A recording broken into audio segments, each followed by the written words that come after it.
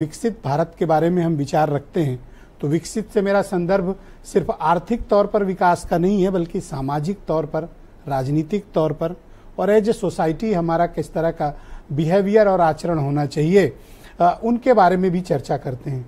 आप किस मत के हैं और आप क्या सोचते हैं कि हम जो इस सपने को लेकर आगे बढ़े थे 78 वर्षों में वो सपना पूरा क्यों नहीं हुआ? कि ब्रजेश जी, जब हम 77 वर्ष अपनी आज़ादी के जश्न मना चुके हैं और 78वां हम जश्न मनाने जा रहे हैं, उसकी पूर्व संध्या पर बैठे हैं, तो मैं आज तो सबसे पहले पूरे देशवासियों को उस भारत विभाजन की विभीषिका का स्मृति एक बार पुनः याद दिलाऊंगा कि ये आज़ादी की कीमत हमने कितनी चुकाई है। ये आज़ादी कोई हमको बहुत सहजता से, बहुत आसानी से नहीं मिली है।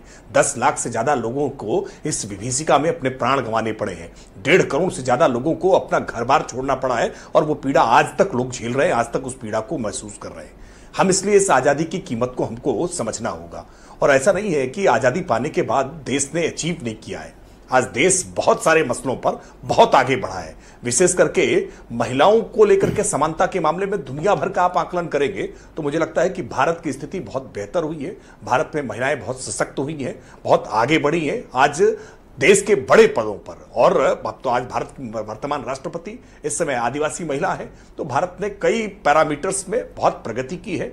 समाज को साथ लेकर के चलने में, सबको आगे बढ़ाने में बहुत तरह के प्रयास किए गए हैं। और पिछले वर्षों में जिस तरह से विशेष तौर पर वो महिलाएं जिनको शौच के लिए खुले में जाना एक त्रासदी होती थी, ऐसे छोटे छोटे विषयों पर भी सरकार ने ध्यान दिया है, समाज ने ध्यान दिया है, मिलकर के इसका समाधान करने का प्रयास किया गया है। देश कई मायने में आगे बढ़ा है। लेकिन मुझे लगता है राजनीतिक चिंताएं, राजनीतिक आरोप प्रत्यारोप, बहुत सारी सरकारों को लेकर के सवाल होते हैं। हम सवालों के जवाब भी देने की कोशिश करते हैं, लेकिन देश मुझे लगता है एक सही ट्रैक पर है। और 2047 में भारत को विकसित भारत बनाया जा सके, उसमें जब तक सबको साथ लेकर के नहीं चलेंगे, केवल मुंबई या दिल्ली के चमकने से देश नहीं चमक सकता है। देश को चमकाने के लिए हमको उत्तर प्रदेश के बलिया, बांदा, बदायूं जैसे छोटे छोटे जनपदों को भी उतनी ही चमक के साथ आगे बढ़ाना होगा। सबको साथ लेकर के चलना होगा। हम निश्चित तौर पर इस बात के पक्षधर हैं और इसमें हम सबके सुझाव, सबका साथ, सबका विकास, सबका प्रयास और सबका विश्वास,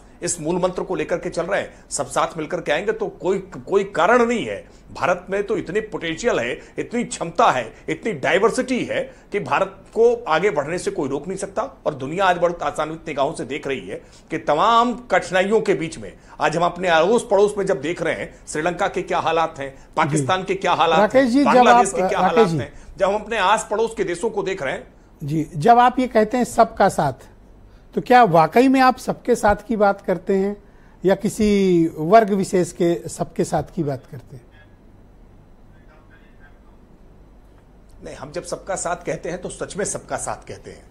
और उस सबके साथ पर जो सवाल खड़े करने वाले लोग हैं ना, वो वास्तविकता में लोगों को बरगलाने का प्रयास करते हैं। वरना आज शासन की किसी भी योजना में देखिए तो वो वंचित वर्ग जो है ना, वो वंचित वर्ग जाति के आधार पर हो, वो वंचित वर्ग मजहब के आधार पर हो, उस वंचित वर्ग को सर्वाधिक हिस्सेदारी मिली है। और किसी भेदभाव के बिना जो वास्तविकता में जिसको आवश्यकता थी शासन की, वो नीतियां जो अंत्योदय का सिद्धांत पंडित दीनदयाल उपाध्याय जी ने दिया था ना, कि पंक्ति में खड़ा हुआ अंतिम व्यक्ति, उस तक जब तक शासन का लाभ नहीं पहुंचेगा तब तक लाभ नहीं माना जाएगा। हम पंक्ति के अंतिम व्यक्ति तक लाभ पहुंचाने का काम कर रहे हैं। आयुष्मान कार्ड एक दुनिया में क्रांतिकारी योजना है और दुनिया भर में इसको लेकर के लोग बड़े आश्चर्य से देख रहे हैं कि कैसे भारत ने आज 50 करोड़ से ज्यादा लोगों को 5 लाख रुपए तक का बीमा का कवर दे दिया है कि आपको अपने मां के, पिता के, बच्चे के कैंसर का इलाज ही कराना हो तो 5 लाख रुपए तक का इलाज सरकारी अस्पताल में मुफ्त होगा। यह आज भारत की सरकार ने व्यवस्था की है।